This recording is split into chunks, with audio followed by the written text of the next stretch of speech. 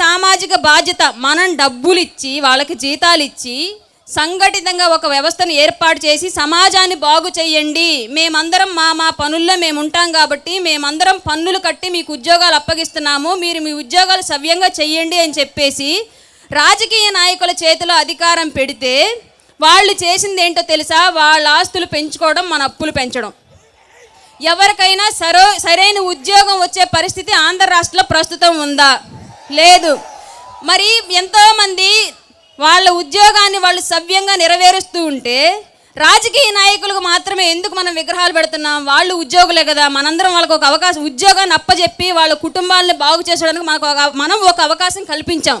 కానీ వాళ్ళు ఏదో వాళ్ళ సొంత డబ్బులతో చేసినట్లుగా ఎందుకు వాళ్ళకి విగ్రహాలు పెట్టి మన వీధుల్లో వాళ్ళ మొహాలను రోజు మనకు రుద్దుతున్నారు? వాళ్ళు ఏమైనా పరమాత్ముల పైనుంచి దిగొచ్చారా?